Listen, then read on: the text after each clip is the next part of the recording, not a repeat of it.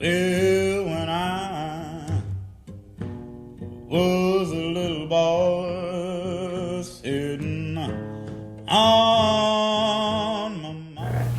Welcome back to Going Deeper. My name is Marcie Sclove, and we are in the middle of a wonderful home interview at Shirley Whitaker's house, and we're looking at her artwork today. So, welcome. Thank you. Okay, so now we're in the living room, and we are going to frame all of these pieces that you're going to talk about as the political pieces. All right. So this is our last three-dimensional piece, and tell us how this is political. This is political because of this, cotton. People died over this stuff. Right. People were brought to this country and enslaved because of this stuff. And too many people have never seen it, I ever touched it, or know why it was so important. Yeah. Once they figured out how to take the seeds out, you can feel the seed in there. Oh yeah. When they figured that out, the number of slaves coming in went up, because then the product could be used vastly. Oh. And I wanted to have a painting of African Americans picking cotton, but I didn't want them to look demeaned. And so when you look at those young men, they're looking at you and they don't look like they are broken or ashamed or anything. And it's just a family out there working in the fields. So I had real cotton on. That's why it has to be so big, because if I had a miniature painting, I couldn't put the cotton on there. So here we go again, it's got to be huge. And I put my hometown Waycross on there, and these are usually feed sacks that they would put the cotton in. The thing I want people to understand and remember about cotton, cotton does not grow under trees. So when you're picking cotton, there's sun, a lot of sweat, there's snakes and sand. When you're in 100-degree weather, there's nothing but sand between you and the sand is the cotton, except a few snakes sliding around. Huh. And you got to figure out how to go in between the bowl of cotton and pull it out. And when you first start, your fingers get all bloody because it's just like a knife. And you got to learn how to go and pick it up quick. Wow. Because if you don't pick it up quick, you know, you lose time, you get paid by the pound. Sure. And so it's a hard life. Yeah. And for people to have been out there from sun up to sundown and without a break, wow, that in itself is tough. Yeah. And you got to look out for the snakes. And if you had children, you'll see one of my pieces where I show the mother going into the fields. They would have a 3 or 4-year-old there with a 9-month or 10-month-old. Or some people would take them and put them in a tree in a basket, yeah, and they would come back and forth to look at the babies. But it was not uncommon for a 3 or 4-year-old to stand there and be there to let them know if a snake came up, they'll scream and someone would come. Oh, so the baby would put on what we call a pallet, yeah, and sit there, and another one, a younger baby, would be taken care of. Wow. Yep. So wow. Is this political? Yes. It certainly is. It's political because of this, people were enslaved and dehumanized. Yeah. All for political money. And money.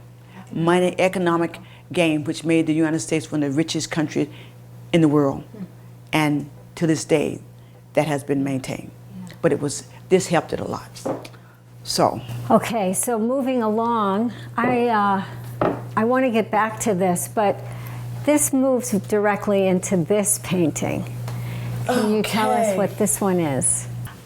As I said, so much is political, and the core of politics, the strength comes from voting. And if they deny you the right to vote, it gives them more power. And I was so upset recently because certain groups are doing so much to make it difficult for African Americans to vote. Yeah.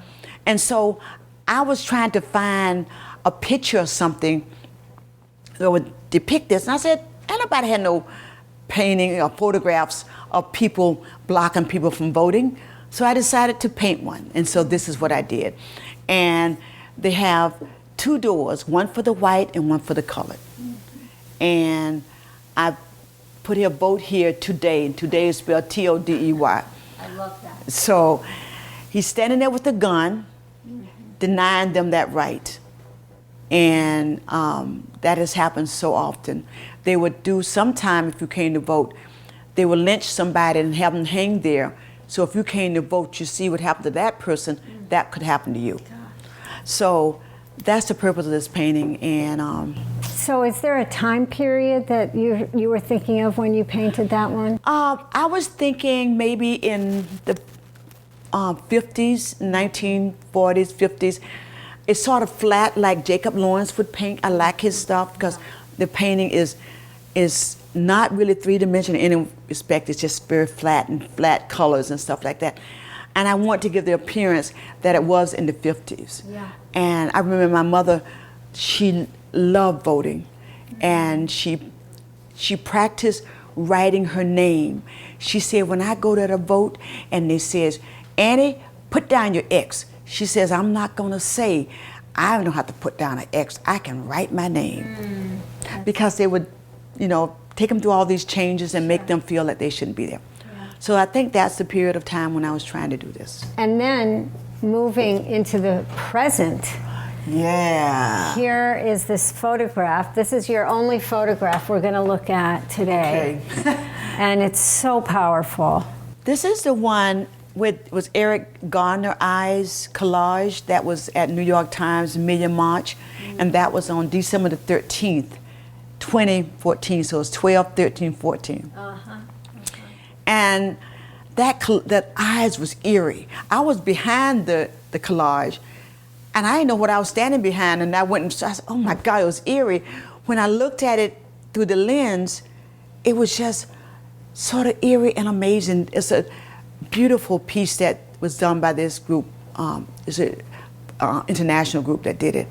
But I just needed that, and to be in that march, and to say, enough. Enough. So Shirley, this one is political and religious and feminist. Hey. So, yeah. How did I come up with this piece? Well, during the holiday, they have the manger and the baby in the manger and the three wise men. And it dawned on me. Mary's on a donkey. She's 9 months pregnant, going to Bethlehem. Do you really think that she delivered the baby by herself? And medically, I'm thinking, who cut the cord? Did she get rid of the placenta?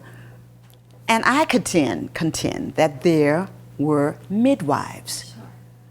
That I just don't believe these three wise men and Joseph, all dressed in their finery, is going to deliver a baby. I'm not buying it. Yeah, I'm not buying it either. I just believe that they showed up with all their diamonds and gold and all this kind of stuff and their silk and said, oh, that's a beautiful baby. But they didn't have nothing to do with it. So I contend it was midwives. And so I call this Three Wise Midwives.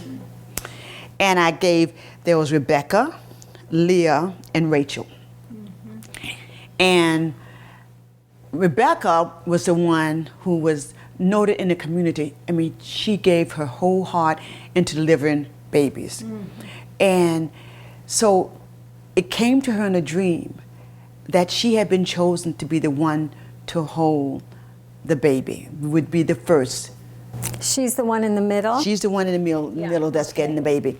And then there was Leah, who she was a weaver. And she was chosen to weave the cloth that would wrap the baby and protect the baby. And then there was Rachel. She lived on a farm, an olive farm. And she was told that there would be a small tree that would be gold, and that the olive oil that will come from that would be very special, and that she was supposed to cleanse the baby with this oil to protect him until he returns to his father.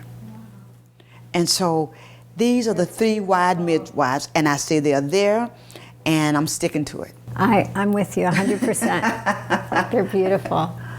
This piece is, I call it Soul Brothers. And it's because President Obama and Reverend Martin Luther King have holes in their shoes. And this piece came to me when I saw a photograph of President Obama before he was elected at a desk with his shoes up and had holes in his shoes. And I remembered there was a family friend who had a photograph of Martin Luther King that he had taken in Atlanta. And it was, Reverend King was at a church in the pulpit. And so this friend of ours knelt down and took the photograph from the foot up. And so that's why you see the bottom of his shoes. And that's unusual. You don't really see many photographs. I've been able to find any of this shot. And so I decided to put them together. And the thing that's between both of them is the American flag. And I wanted to set it up as if they were looking at each other, because they have so much in common, that they have both worked so hard to make this country, America, a better place. So that's the Soul Brothers. So Shirley, this is a very strong departure from your other work. And I'd love you to talk about what's happening with these abstract paintings. Well, I did an abstract piece, I would say 10 years ago. And I looked at it and I wasn't sure what I was going with it. And then I brought it out and I decided that it allows me to just play with the oil and my feelings. And so I did this sort of abstract, did about 10 in this series. And this is a representation of 4 of them. And they're all different, but they're all the same in that the individuals are moving, but you don't know where they are going or coming. Are they safe? Are they, you play with, in your mind, what you think it is. And so from that, one of these pieces I've selected as my model for Ashes to Ashes. This is your new project. That's another project. Ashes to Ashes came to me about, I say, 10 weeks ago, when I saw a report from the Equal Initiative Project, and it talked about lynchings in America. And they documented about 3,900 more. Now, you know that's invalid, because not many people who lynched other people would go and file a report with the police. Mm-hmm. So I looked up and I saw my county, Ware County, had 5, and I'm sure we had more than that. Yeah.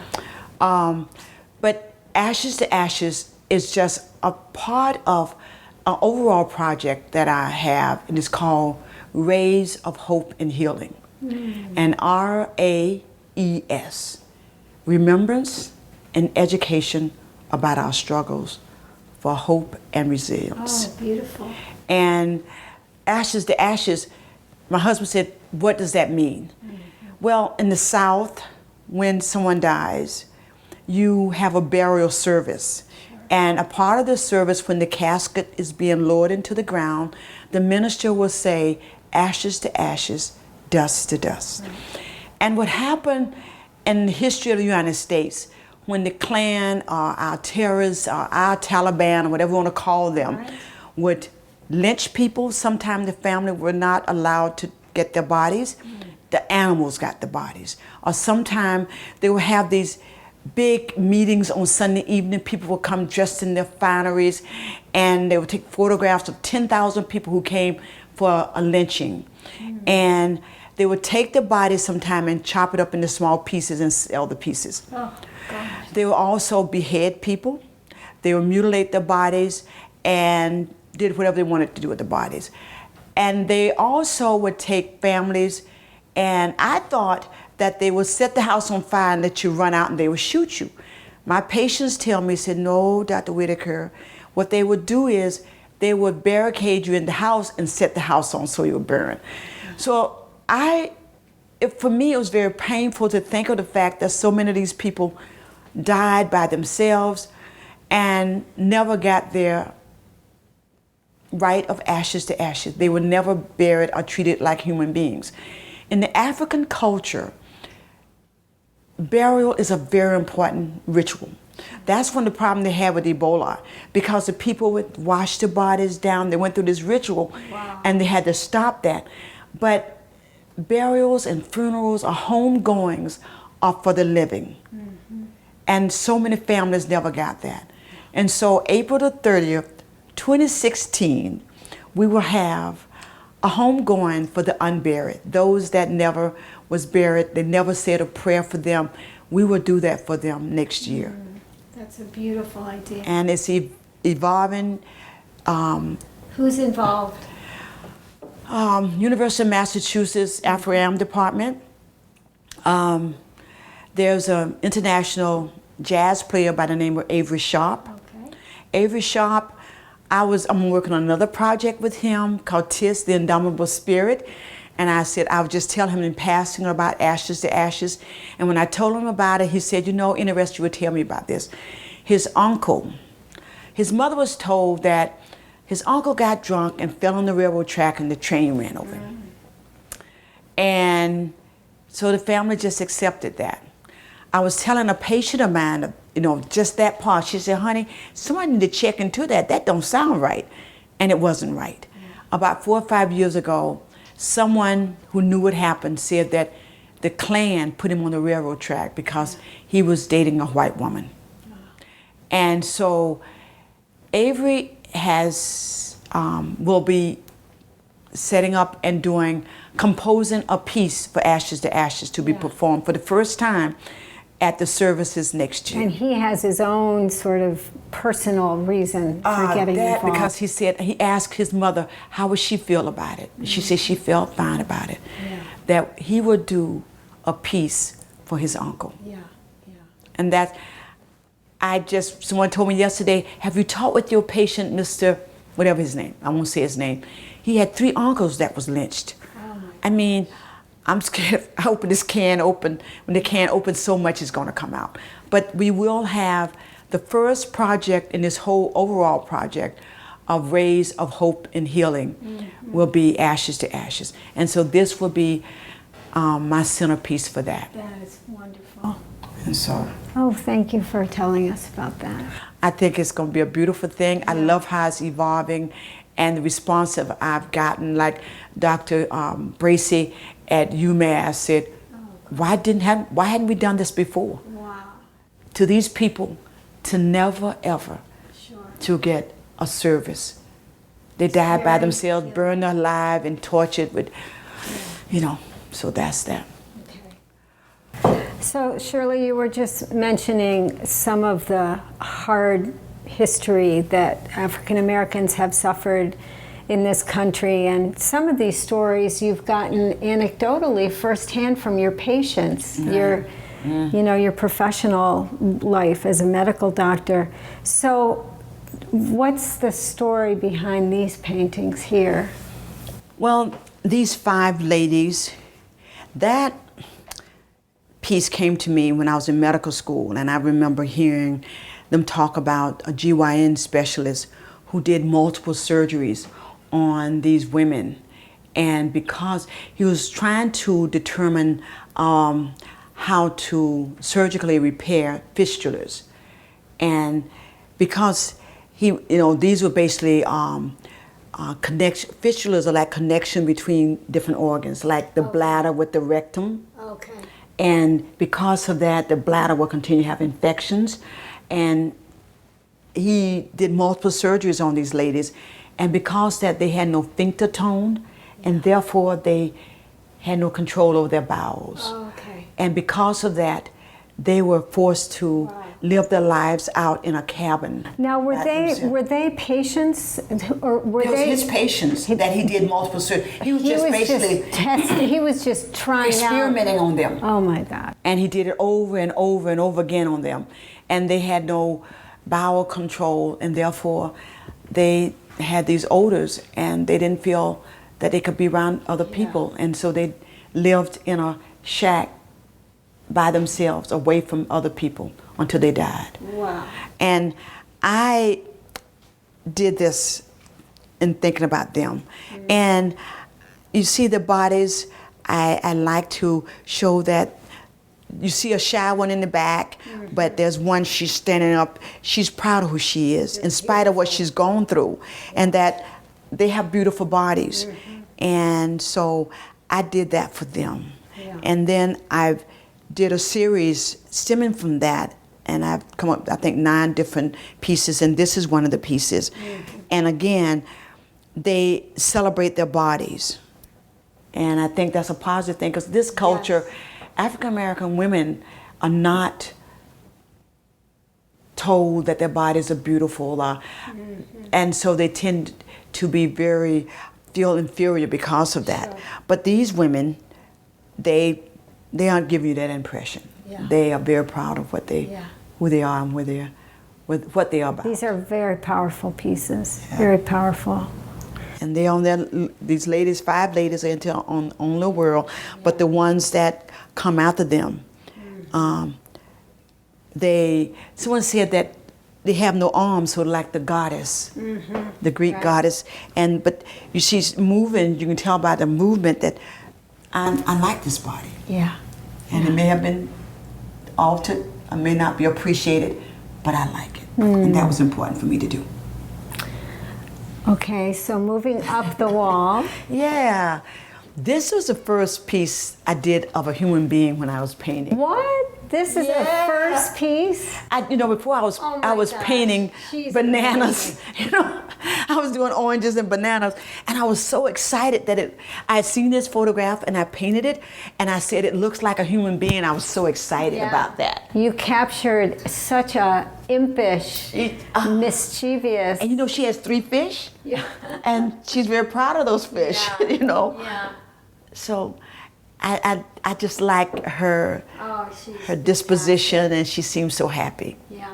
And we call it Little Fishy Girl, but some people call her Latifah because she has no teeth. She's lost some of her teeth. And this one, again, I did this as a part of African American Achievement, because when I do the program, I always try to make it centered around reading. And so I seen that little face of a little boy, and I said, I want to do him, but I want him to have a book. And he plays sports and all that, but I want him to want to learn. And that was on the cover. I was in African American Achievement program for this year, and that's why it was there. Great. So Shirley, here we have the Declaration Against Violence to Women.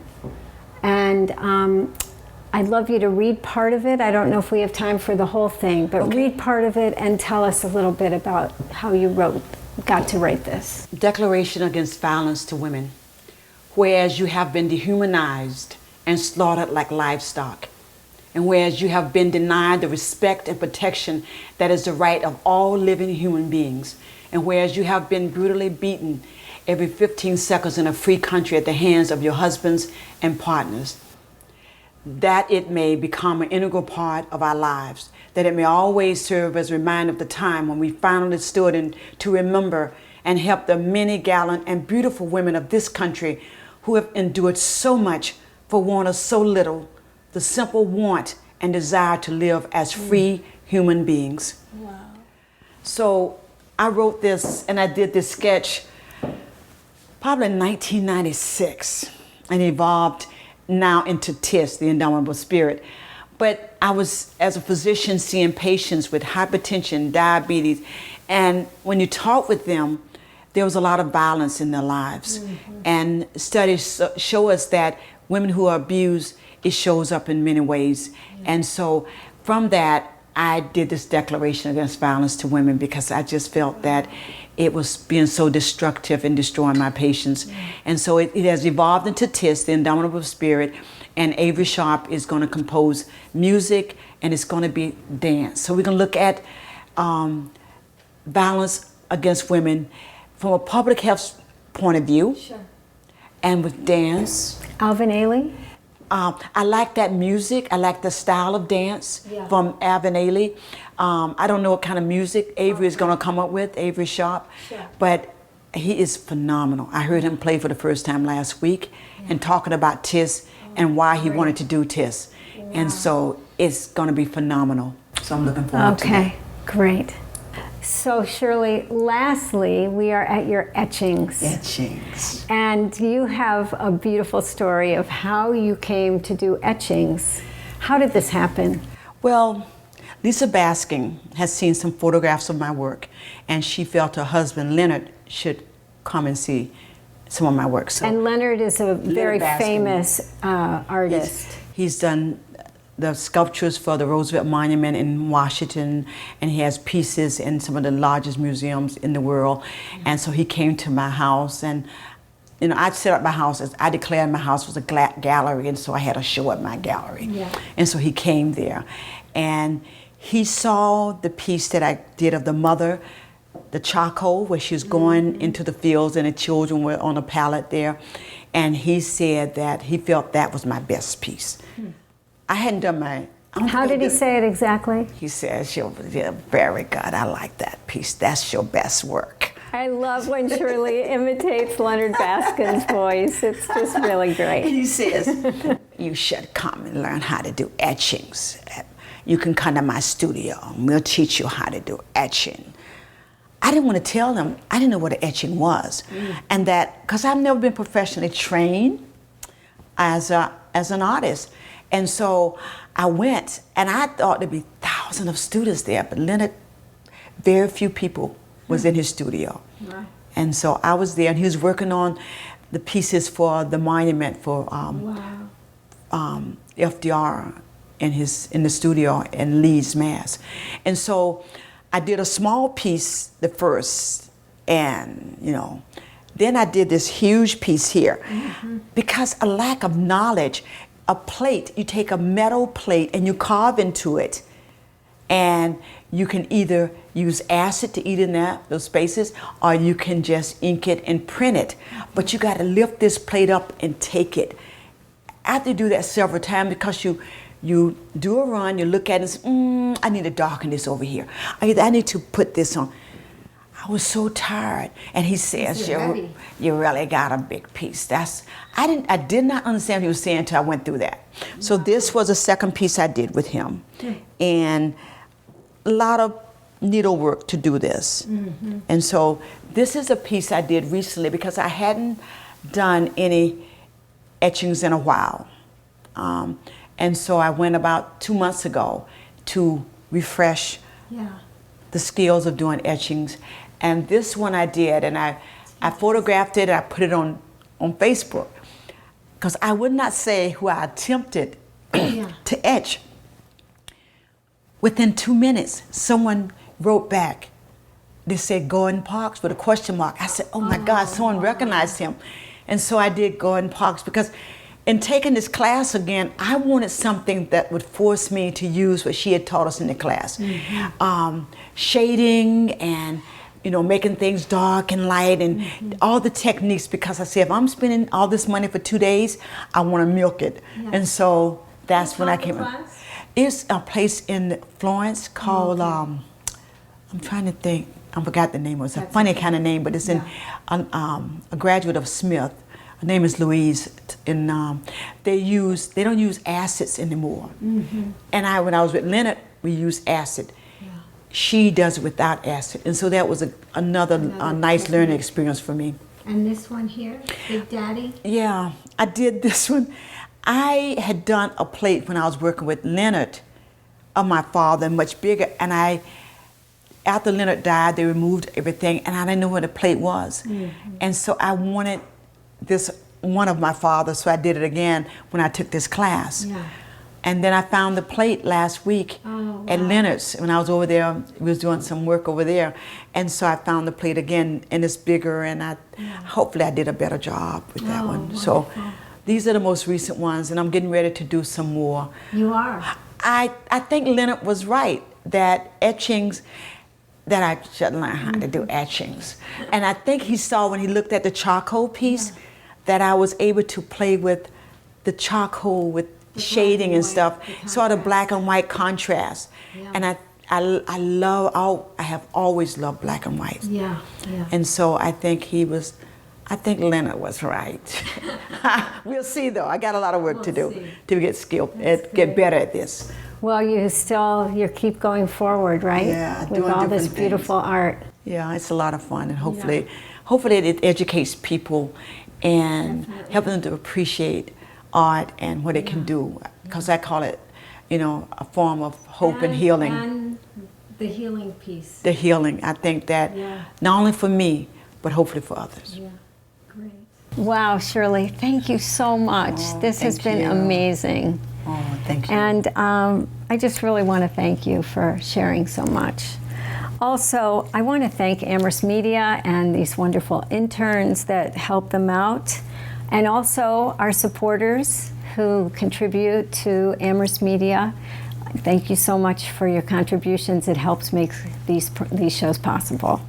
Okay, see you all next time on Going Deeper.